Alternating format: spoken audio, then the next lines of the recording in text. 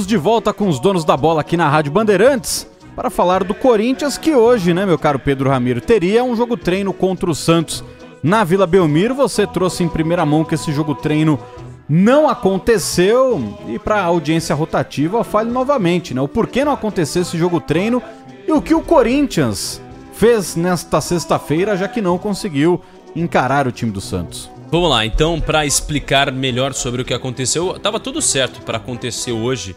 Esse jogo entre Santos e Corinthians na Vila Belmiro seria por volta de 5 horas da tarde, seriam 4 tempos de 30 minutos, havia uma expectativa grande porque seria um reencontro também do que aconteceu na última etapa ali do Campeonato Paulista, na fase de grupos, em que o Corinthians acaba sendo derrotado na Vila Belmiro por 1-0. Então, esse encontro que estava ajeitado, tudo marcado, o Santos chegou à Vila Belmiro, estava por lá, fez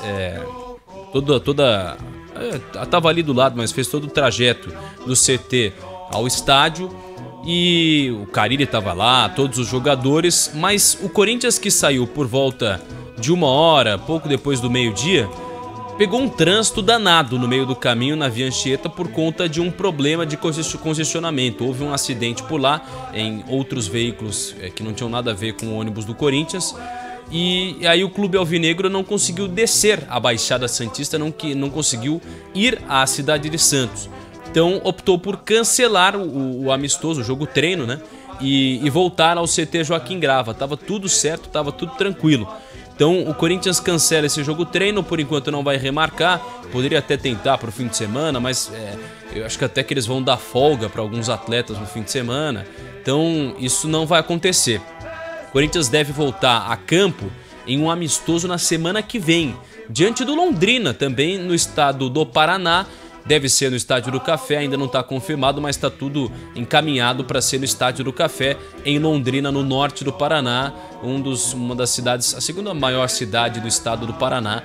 Então o Corinthians deve jogar por lá. Aliás, tem uma grande torcida no estado, que é de corintianos e também outra parte de palmeirenses. Há muitos torcedores dos clubes paulistas por lá. Então vai ser se fechar de fato ali, se conseguir abrir para o público, o Corinthians vai ter uma possibilidade muito grande de ter bastante torcedor no estádio. Eu tenho até família em Londrina, mandei uma mensagem a eles são corintianos. Falei, pô, vocês viram aí? Só eles? Uma parte da minha família.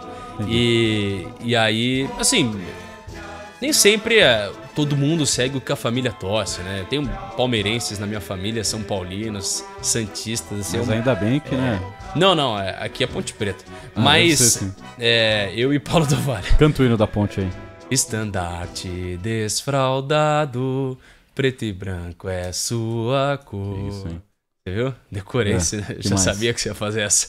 Mas então, e aí pra falar do Corinthians, o Timão, inclusive, aí deve fazer esse amistoso já na quarta-feira, na semana que vem. A gente vai ficar de olho em cima dessa situação, porque o Corinthians não vai contar com seus jogadores. Igor Coronado, Maicon, que tem a mesma lesão, né? Estão no departamento médico por conta de uma lesão no reto femoral na coxa direita.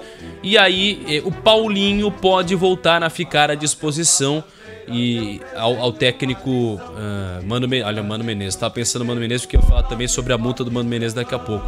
Técnico Antônio Oliveira. Sobre isso. Então o Corinthians começa a fechar este planejamento.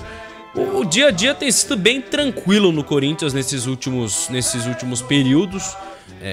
O técnico Antônio Oliveira tem até um estilo mais paizão, até em alguns momentos até mais molecão. Uma curiosidade, ele até contou ao Lucas Herrero que ele é um cara que... O Ranieri contou a ele que o Antônio Oliveira é um cara mais molecão, tem uma mentalidade de moleque, que ele joga videogame no CT, tem esse estilo mais apaziguador. Isso tem facilitado, né, com que o Corinthians fique num clima mais tranquilo. Agora, não é só de clima que vive um time, né, Solero? O Corinthians precisa de tática, precisa de jogadores. Porque a última vez que eu fui de clima, deram ali o cargo pro Lázaro e não aconteceu muita coisa, né? Exatamente, né? O Fernando Lázaro, que chegou de uma maneira até Jocosa ser chamado de ar-condicionado, né? Porque só ajudava no clima. Mas e a gente sabe que isso não é suficiente. Então o Corinthians vive essa situação envolvendo os jogadores e também o clima no elenco, que é bem tranquilo. Houve até uma polêmica lá entre o Paulinho e o Ivan Andrade, lá da Corinthians TV, o jornalista da Corinthians TV. O Ivan Andrade foi chamar o Paulinho no jogo contra o São Bernardo, ali próximo à área técnica, durante o aquecimento, para o Paulinho dar algumas palavras à Corinthians TV. Órgão, aliás, o meio de comunicação, veículo de comunicação do próprio clube. Aí o Paulinho recusou, deu uma ignorada no Ivan e tal, não sei o quê. E agora eles fizeram as pazes, né? O Paulinho participou de uma entrevista exclusiva agora, uma entrevista, na verdade, à Corinthians TV com o Ivan. Eles até deram risada da situação e tudo mais.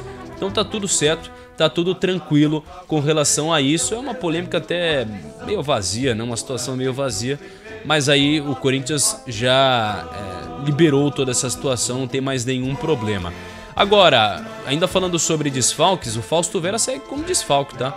Ele até tem evoluído no tratamento, mas com dores no pé direito, segue como desfalque do Corinthians.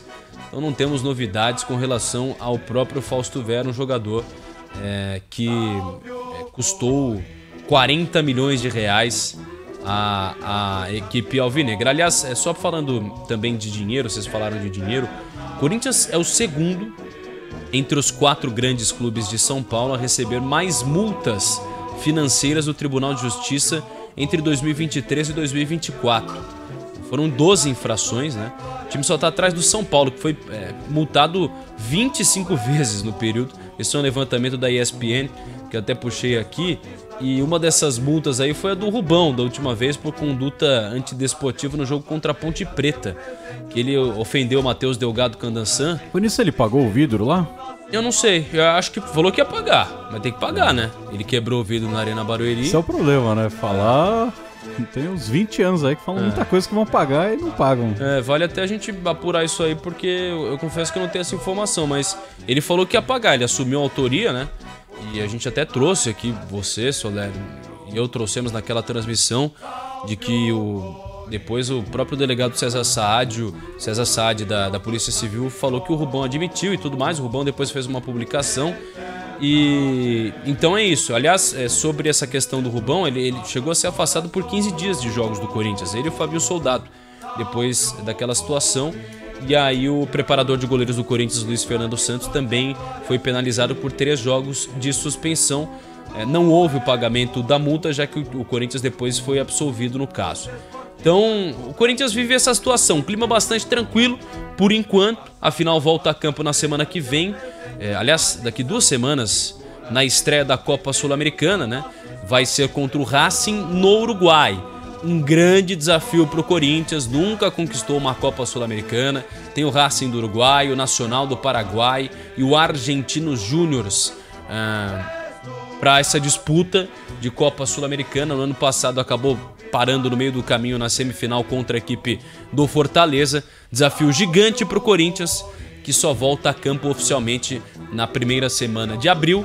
E aí na semana que vem já deve fazer um jogo amistoso aí contra o Londrina, no norte do Paraná. A gente está de olho em todas as situações que envolvem o Timão, Soler.